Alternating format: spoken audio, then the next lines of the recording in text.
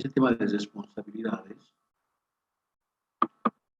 Y vamos a ver un elemento que anteriormente se dejaba, si quieren, un poquito a decisión del auditor, cuando entraba a hacer una auditoría. El auditor normalmente evaluaba el tema y decidía activar una responsabilidad. Normalmente en la Contraloría, el auditor lo que hacía era ir más por el tema de la responsabilidad civil, por cuanto lo que se buscaba era la reposición del dinero del Estado que se había malversado, se habría utilizado mal. Pero, ¿qué sucede? Si bien no está de manera así específica en la ley Marcelo Quiroga Santa Cruz, esto les comento por algunos fallos del Tribunal Constitucional, de algunos procesos que he estado vinculado, donde en algunas auditorías sacamos responsabilidad civil y el Ejecutivo agarra y observa el trabajo y dice, no, debería ser penal. Entonces, en el fallo del tribunal dice que el espíritu de la ley de Marcelo Quiroga Santa Cruz es el tema de los delitos de corrupción. Por lo tanto, debería aplicarse en relación al resto de las responsabilidades. A ver, ¿qué pasa si yo iba a hacer una auditoría, a ver una obra, nada más?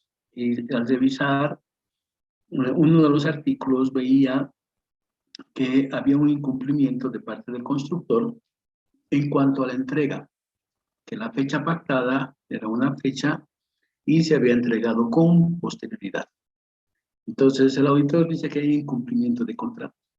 Normalmente lo que se iba era aplicar otra cláusula donde se hablaba de multas en el caso de demora en la entrega.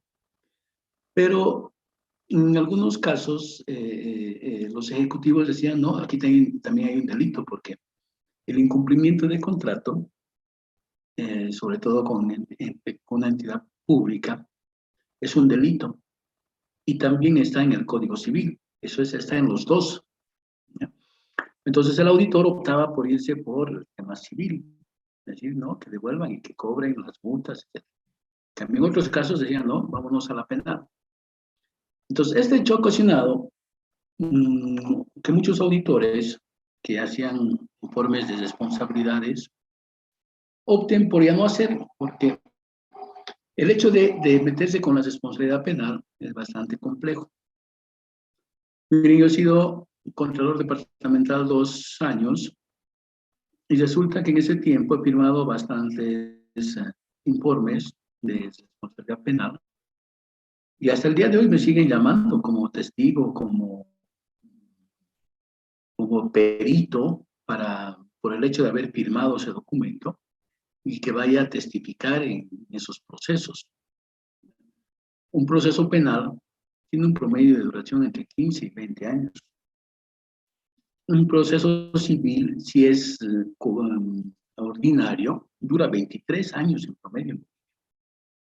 Un civil ejecutivo, es decir, el que hacen los bancos, dura 10 años para tratar de cobrar una deuda. Y ni qué decir de los informes de la Contraloría que tardan un montón. Pues han debido escuchar ustedes que hay un tema de mora judicial, de retraso en la justicia, ¿no? Que la justicia boliviana es mala.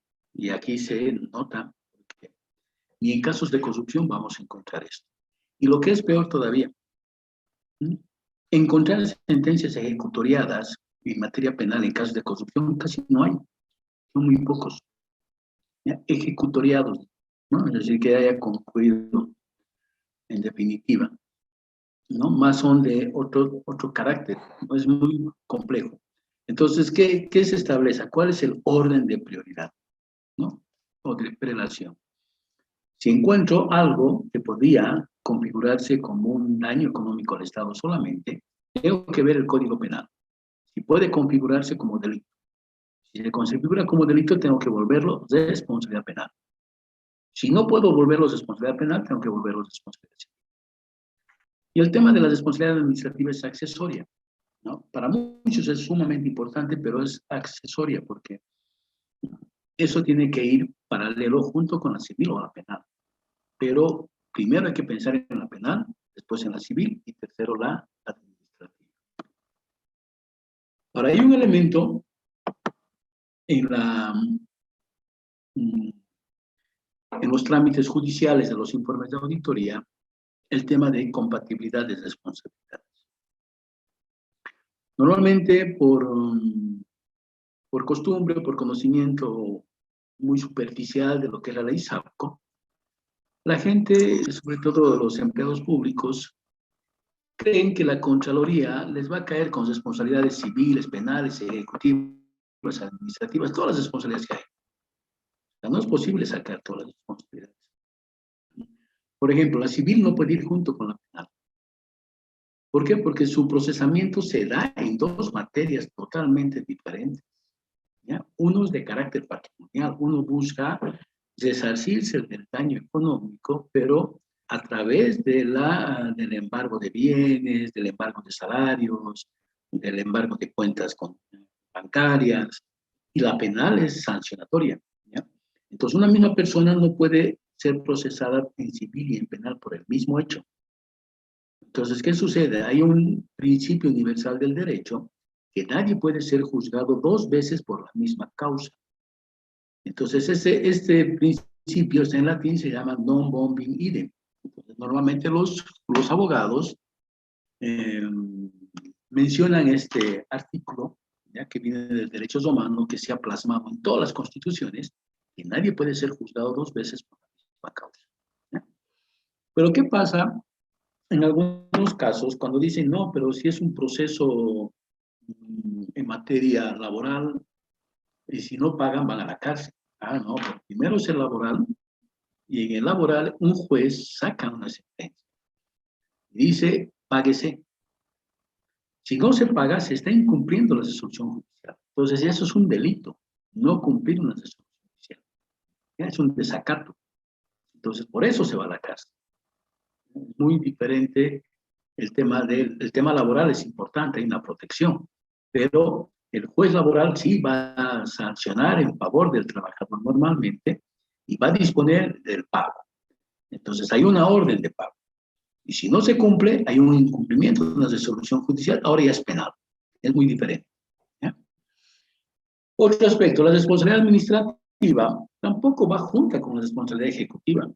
Uno, primero, que está dirigidas a dos tipos de servidores públicos diferentes. ¿Ya? Podemos sacar responsabilidad administrativa, digamos, al primer nivel y al quinto nivel para abajo.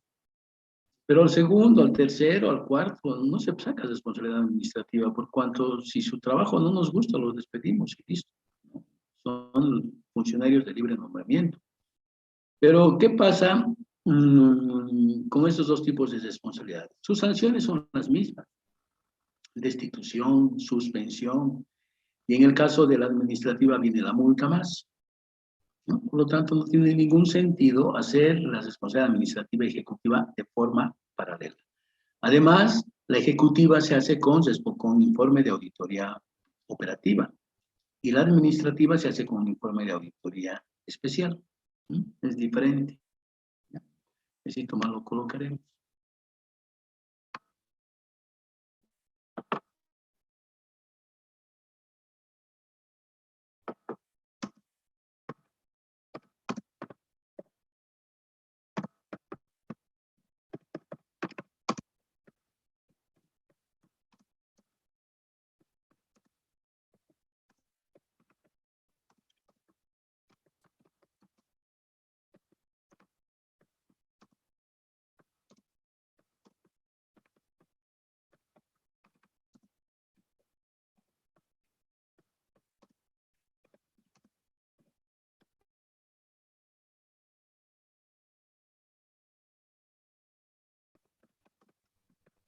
¿Ya? Como ven, son dos cosas diferentes.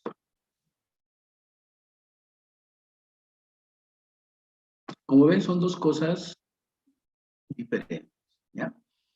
Ahora, la civil puede ir junto con la responsabilidad administrativa. ¿Ya? Eso depende mucho de la entidad. Pero la penal normalmente va junto con la responsabilidad administrativa. Ahora, también la ejecutiva puede ir con responsabilidad civil y penal, o penal, ¿no? En ambos casos es similar a esto.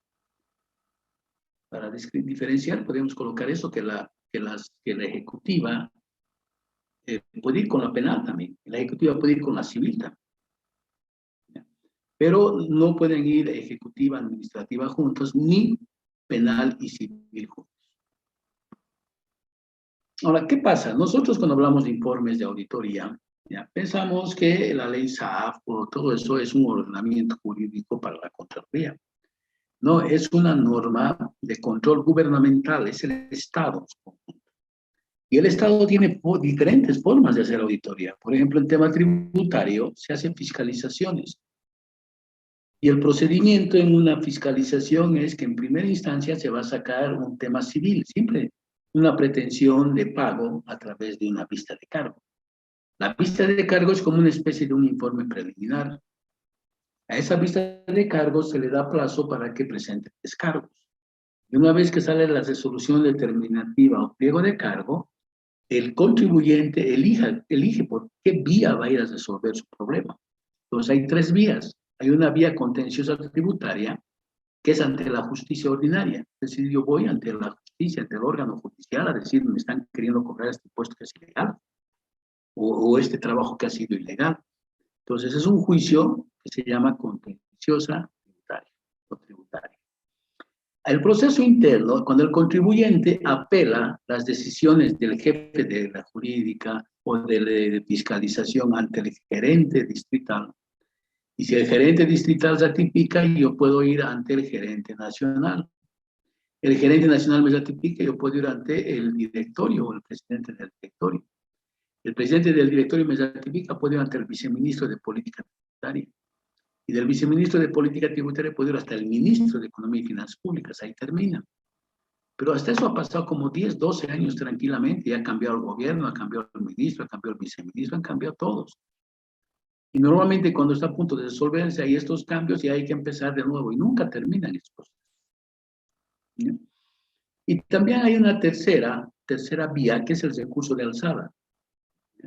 Que es un informe de auditoría llamado fiscalización. No se olviden que cualquier profesional del sector público es auditor gubernamental, ¿sí?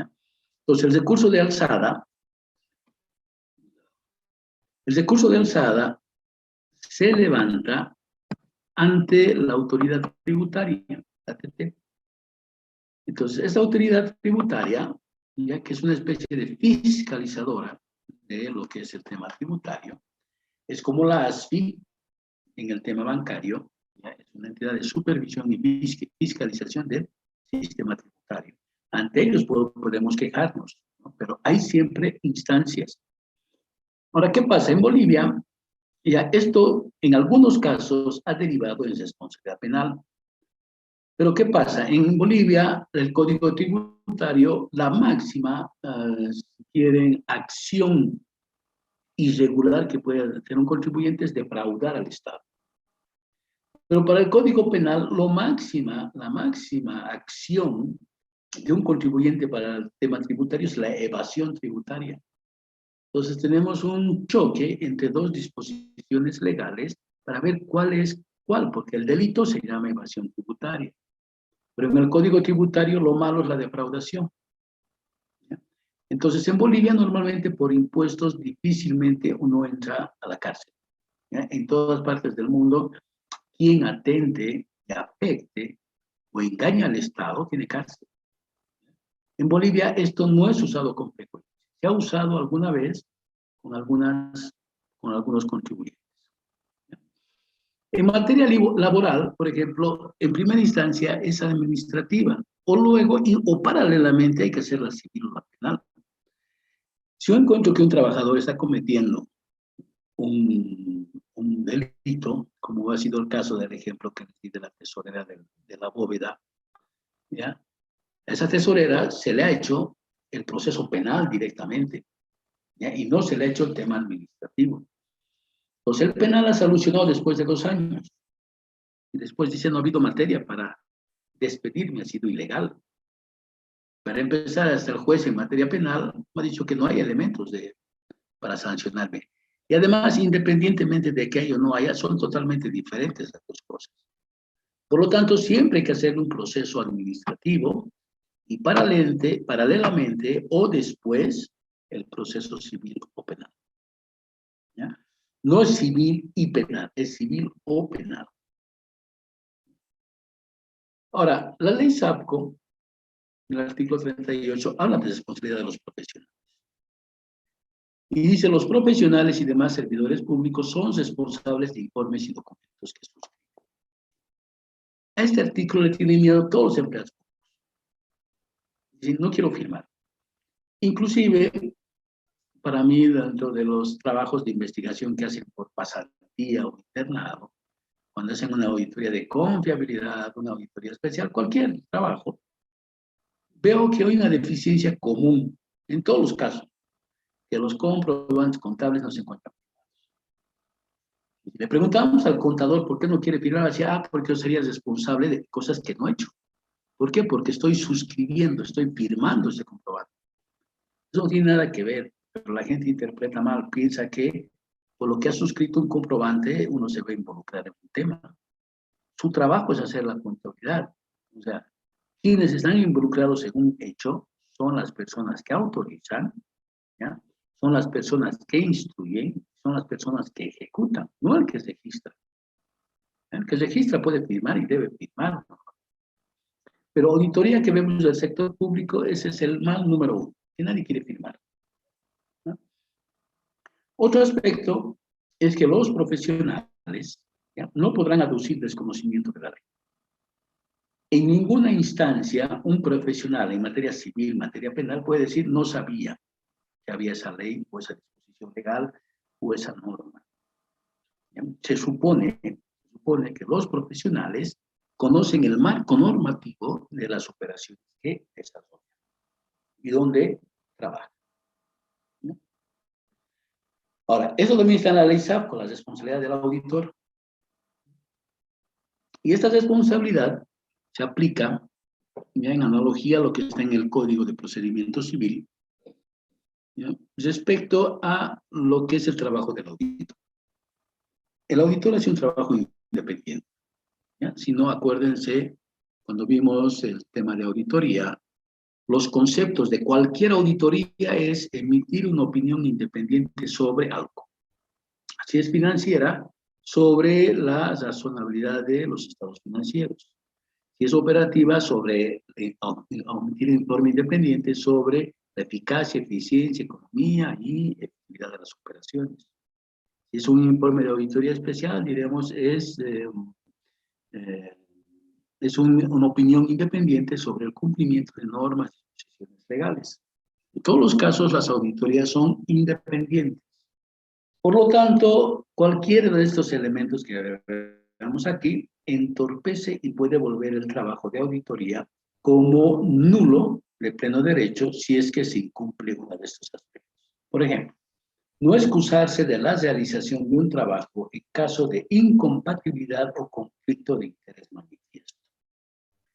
¿Qué pasa? El auditor cada año, ¿ya?, hace una declaración de independencia, donde tiene que colocar sobre hasta el cuarto nivel de consanguinidad sus parientes, dónde trabaja, ¿no? Si tiene abuelos, si tiene papás, si tiene hermanos, y también de afinidad los cuñados y los suegros. Entonces, en ese documento, ellos colocan de que tiene un hermano, por decir, que trabaja en una entidad pública. Entonces, si yo voy a hacer una auditoría de esa entidad pública, hay un conflicto de interés manifiesto. O sea, estoy manifestando que mi hermano trabaja ahí, yo no debería ir. ¿Ya? Y si voy, puedo dejar sin valor alguno ese informe, porque puede ser declarado que no es independiente, no es justo, no es imparcial. ¿Ya? Ahora, ¿qué pasa? Puede ser que yo haya declarado todo en mi declaración anual de independencia, pero resulta que cuando voy a hacer un trabajo a una entidad, me encuentro con algunos parientes o algunos amigos con los cuales he tenido alguna relación comercial. En ese caso, ¿cuál es la observación? No informar oportunamente por escrito al superior jerárquico sobre una posible incompatibilidad con conflicto de interés. Pues, ¿qué pasa? En este caso, si una persona se entera de que hay otra vinculada, ya sea comercialmente, por parentesco o por afinidad, es decir, los parientes políticos, ¿ya? Él debe informar a su superior, es decir, he encontrado esto, ¿quieres que me excuse? Y este superior informa a su superior que tal persona tiene incompatibilidad. Entonces, desde la cabeza dirán, no, no hay incompatibilidad, que siga trabajando. Pero, ¿qué pasa con el primer punto? ¿Ya? Dos ejemplos que daba en la anterior clase. Uno que se dio en la misma Contraloría. ¿Ya? Yo le suplí o les emplacé a una gerente departamental o contralora departamental que estuvo 12 años en el cargo. Pero ese año, un año, ella en su declaración de independencia no aclaró dónde trabajaban sus parientes y sus afines. Entonces resulta que su esposo era auditor interno de EMSA. Y ella manda un equipo de auditores a EMSA, hace una auditoría y saca que todo está bien en EMSA. Pues alguien se entera, ¿ya?, de que el esposo trabaja en EMSA y la Contralora firma un documento de EMSA. Inmediatamente ese informe se deja sin efecto, antes de que se publique, porque no es imparcial. En el caso de la Contraloría en Cochabamba se le ha hecho proceso a esa experiencia por haber omitido declarar en su declaración de independencia una incompatibilidad. Y esto también se da en tema tributario. Resulta que en una fiscalización, ¿ya?, la jefa de fiscalización firma una vista de cargo.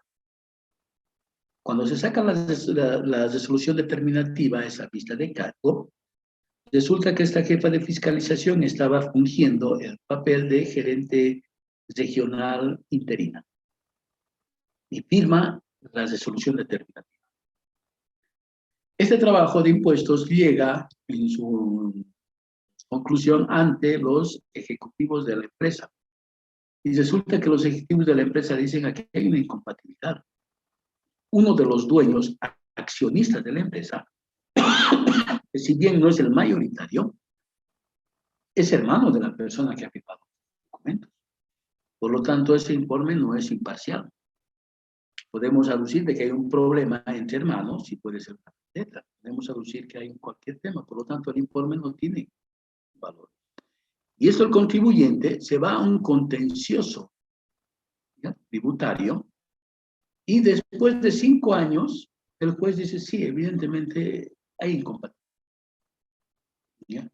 Y además, en esa resolución, dice por la antigüedad de los impuestos, el juez instruye a Impuestos Nacionales no volver a hacer esas mismas gestiones y esos mismos impuestos, la fiscalización.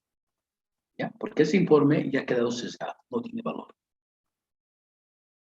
El C dice, no manifestar con claridad y en forma completa en los informes de auditoría las posibles irregularidades que detecte u omitir cualquier información que pueda favorecer a los claros. Entonces, ¿de qué se trata esto? ¿No? En la Contraloría, cuando se mandaba una comisión de auditores, por decir, a impuestos. Impuestos siempre es una entidad que tiene falencias. DIRCABI, la aduana, ¿no?, tránsito, la policía, son entidades públicas que siempre tienen problemas. No llevan bien sus transacciones, todo. Y que el auditor vuelva con un informe de control interno, entonces no es admisible. No se dice, señores, ustedes no han cumplido. Aunque ellos certifiquen y digan de que el papel del auditor no es encontrar responsabilidad. Sí, no es encontrar, pero tampoco dejar pasar, ¿no? Entonces aquí puede haber acciones de carácter legal contra los auditores porque podrían percibirse de que ellos están, si quieren, un poco contribuyendo al tema de la corrupción o están siendo encubridores de algo que podrían declarar su auditoría. Y esto da lugar a juicios, normalmente en las entidades. Entonces, no informar lo que corresponde al auditor le puede caer un juicio. El D dice, no manifestar en el informe anual a la que se refiere el inciso E del artículo 27 de la ley 1178 su concepto sobre la confiabilidad de los registros y las desviaciones de importancia de las cifras contables de los estados financieros. Aquí nos estamos refiriendo al informe de confiabilidad, que es una especie de auditoría financiera, pero hecha por el auditor interno. Y de acuerdo a la ley, esto debería centralizarse dentro de los 3 meses. Normalmente la ley dice hasta el 31 de marzo. Pero circulares internas han dispuesto que esto se haga hasta el 28 de febrero. Y tiene que, al momento de presentar los estados financieros, por ejemplo, la alcaldía de Cochabamba, tiene que ir su dictamen del auditor interno junto con esos estados financieros. Para que el que va a copiar esa información, que es el ministerio, que va a ir sumando todas las informaciones de las instituciones públicas para sacar una memoria anual del gobierno, ¿ya? Para sacar la ejecución presupuestaria del Estado, ¿ya? Para hacer los registros de todas las operaciones, para sacar el PIB, para sacar inflación, para sacar devaluación, para sacar todos los indicadores que se quieren en estos estados financieros. Y si no va acompañado con el informe de confiabilidad, normalmente esa entidad está sujeta al congelamiento de sus cuentas. Y el auditor pierde la protección de la Contraloría. No se olviden que los auditores internos tienen la protección de la Contraloría.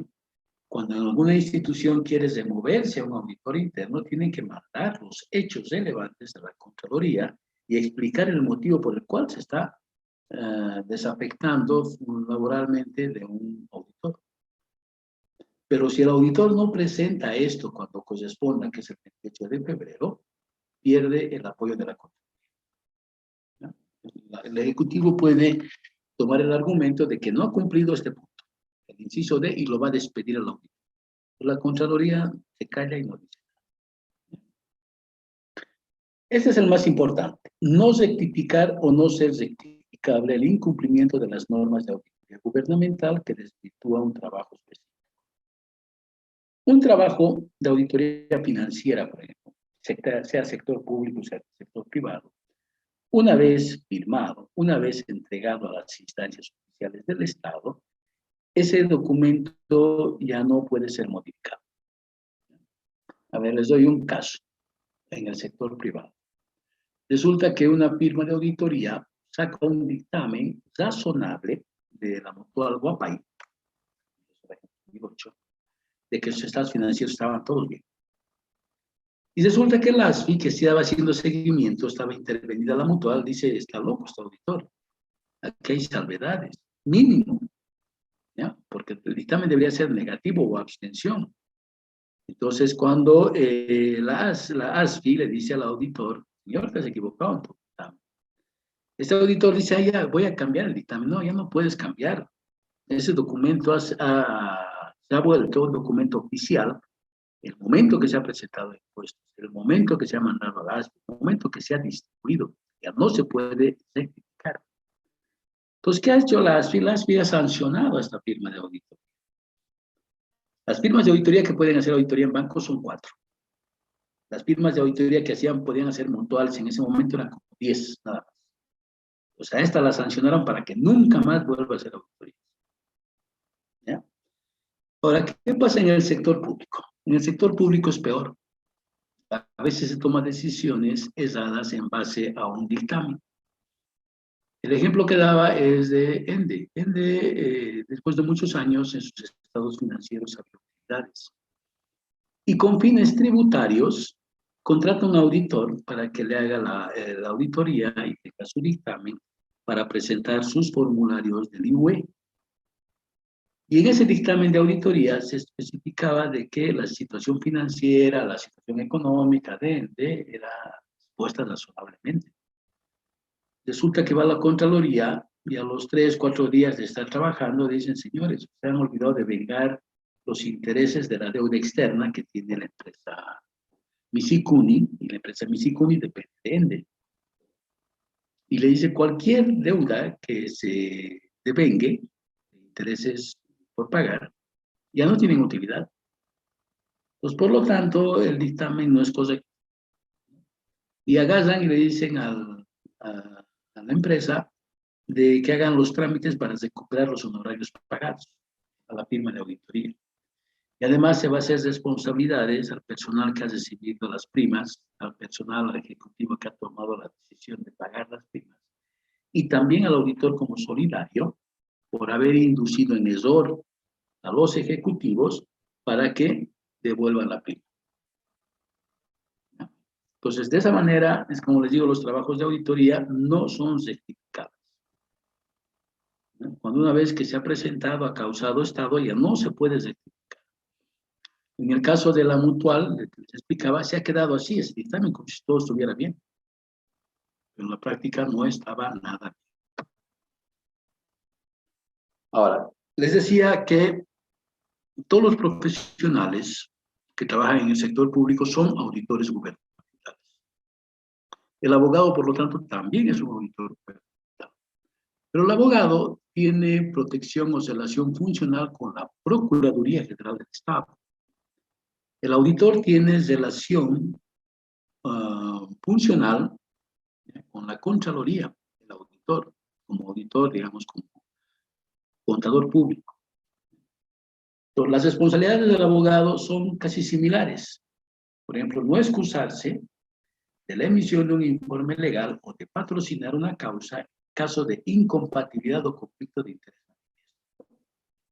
No se olviden que el abogado en una entidad pública es auditor gubernamental, también hace su declaración de independencia. Entonces, si el abogado recibe algún trabajo de algún pariente, debería excusarse. Y si no se excusa, está cometiendo este conflicto, ¿no?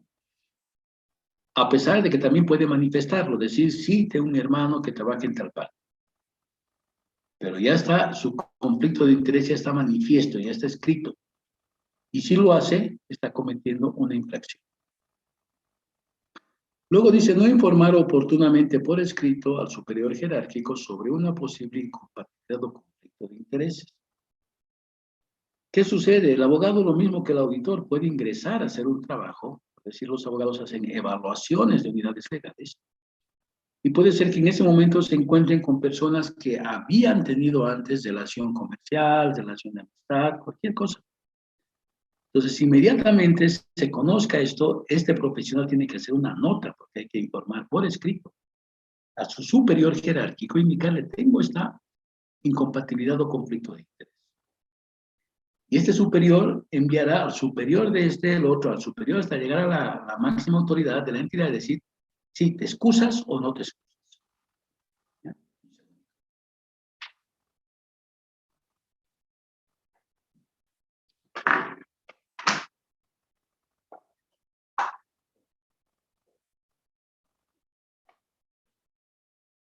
Entonces, ¿quién decide si va a haber excusa o no? Es la máxima autoridad.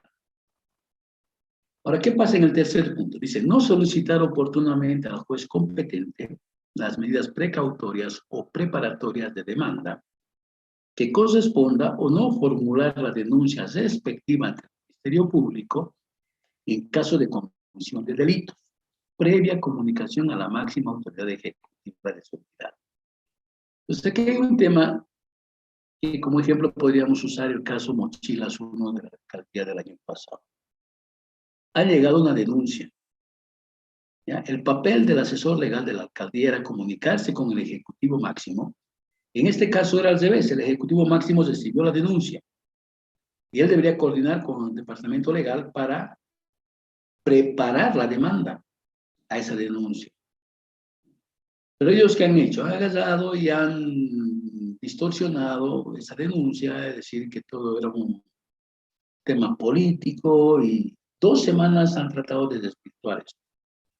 Hasta que a las 2 semanas la Fiscalía de oficio los han notificado como responsables. Ellos son responsables, ¿ya?, de iniciar una demanda o preparar una demanda. Ahora, ¿qué pasa? Alguna vez La Contraloría es una entidad como cualquier otra. Tiene un plan operativo anual, tiene metas, tiene objetivos, tiene que cumplir y rendir cuentas ante alguien. Pues la Contraloría tenía una forma de medir a sus gerencias regionales sobre hacer un ranking de cuál era la mejor gerencia. En los 2 años que yo estuve, la gerencia de Cochabamba era la que había cumplido todas sus metas, porque nos poníamos como meta, por decir, encontrar responsabilidades por un monto de 10 millones de dólares. Pues cuando no podíamos cumplir la meta, yo lo que hacía, como conformaba un equipo de auditores, decían, vámonos al DIRCABI. DIRCABI es la Dirección del Régimen de Bienes Incautados, al narcotráfico. Esa es la entidad más corrupta que hay. ¿No? Cualquier cosa que íbamos a observar, había daño. Y como que necesitábamos monto, necesitábamos importe, íbamos a la FELCN o nos íbamos directamente a los juzgados de narcotráfico a ver los procesos. Y decíamos, en este operativo, ¿qué se ha incautado? Se ha incautado, por decir, una casa valuada en un montón de plata. Pues dijimos, veamos, ¿dónde está la casa? No, está en remate. ¿Pero qué ha pasado? Resulta que el abogado se ha olvidado hipotecar la casa, registrar en derechos reales con notación preventiva, porque esa casa está entrando en custodia del Estado. Como no lo hicieron, el otro lo vendió la casa. Entonces ahí se había provocado un daño al Estado. Lo mismo decía, hay dinero incautado. Veamos dónde está el dinero incautado. Decían, el dinero está en el escritorio del fiscal, que es el fiscal antinarcóticos número tantos. Entonces dije, vamos a ver dónde está ese dinero. Y decía, sí, está en mi gavetero. Le contaremos, ¿no? Había papel de las citas, ¿no? Entonces, estos elementos, ¿ya?, se utilizan bastante en procesos judiciales a los abogados. Luego dice, no manifestar con claridad y en forma completa en los informes legales las posibles irregularidades que detecte u omitir cualquier información que pueda favorecer a los involucrados. Eso es lo mismo que del tema de los auditores. Luego dice, no informar previamente por escrito ante el máximo ejecutivo de la entidad la inconveniencia de interponer un recurso que podría corresponder. Un ejemplo, en el caso de impuestos. Resulta que hacen un operativo a los profesionales, van y clausuran un bufete de un abogado, porque no ha emitido una factura de 50 bolivianos. Entonces el abogado, más que ir a tratar de solucionar y decir, ya me acojo a la sanción, le inicia un juicio de impuestos. ¿Cuánto es la omisión? 50 bolivianos. ¿Cuánto es la multa? 1000 bolivianos. Ya. Y en algunos casos no hay multa, solo es la cláusula. Pues en este caso, el abogado le inicia una acción de impuestos. Entonces, cuando recibe la demanda, el gerente de impuestos pone en conocimiento del abogado y dice, ¿vale la pena que respondamos? Porque nos vamos a meter en un juicio que va a durar 10 años. Por recibir 1000 bolivianos de multa, ¿ya?, vamos a gastar 100.000. ¿Vale la pena que continuemos con esto? ¿Ya? Entonces, ese aspecto se hace en el sector público, se hace en el sector privado, en los bancos se hace lo mismo. Un cliente que tiene un saldo pequeño dice, ¿para qué lo vamos a llevar a la unidad legal que entre el juicio? El abogado nos va a pedir plata para notificar, para hacer los seguimientos, para los memoriales, para dar apoyo a los funcionarios del órgano judicial. Todo eso se suma. Y si debe $1000, vamos a gastar de 30 a 2000. ¿Vale la pena iniciar ese juicio? A eso se refiere este punto, ¿ya? O darle continuidad a lo que nos están demandando. Y finalmente, este hecho de presentar recursos en forma extemporánea o con defectos formales insubsanables. Aquí pongo de ejemplo un caso bien notorio y utilizamos justo este inciso para procesar a los abogados, ¿ya? Resulta que Impuestos Nacionales ya tenía una división de auditoría especial para hacer auditorías a las empresas PRICO y también a las GRACO. Y una vez organizó una auditoría simultánea en Cochabamba, La Paz y Santa Cruz a la distribuidora de cerveza Paceña. Y en los tres lados detectó que había omisiones tributarias. El daño en Cochabamba llegaba a 20 millones de bolivianos de la administración tributaria. Este proceso se inició y después de unos 3 años, cuando ya iba a salir la sentencia, un pasante del órgano judicial y un pasante de impuestos nacionales de la unidad jurídica van a notificar al contribuyente.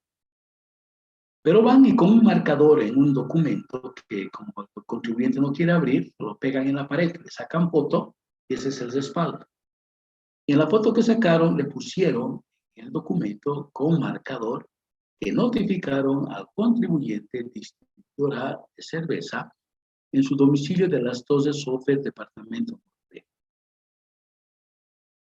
Entonces este señor saca ese papel y espera el tiempo más o menos que le permita aguantar antes de que salga la sentencia y de interponer un recurso.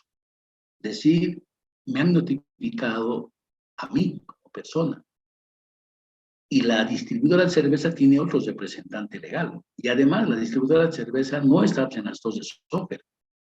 Vayan a notificar donde corresponda.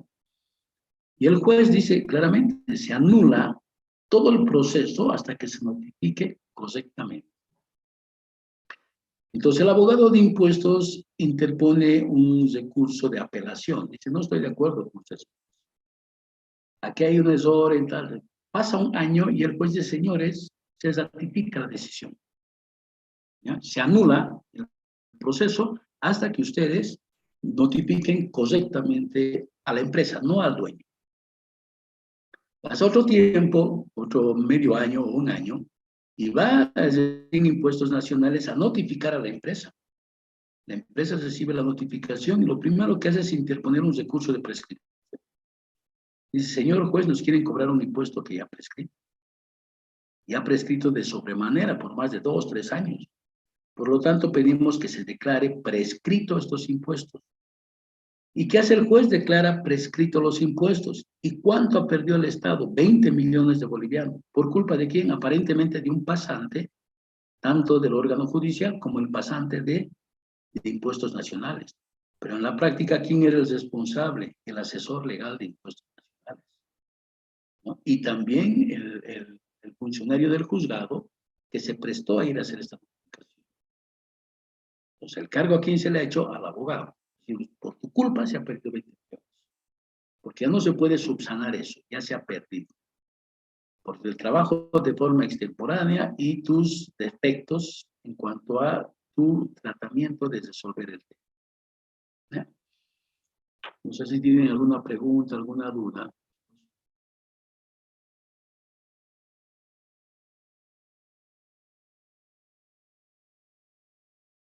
Está claro, Licen. Ok. El examen hasta aquí.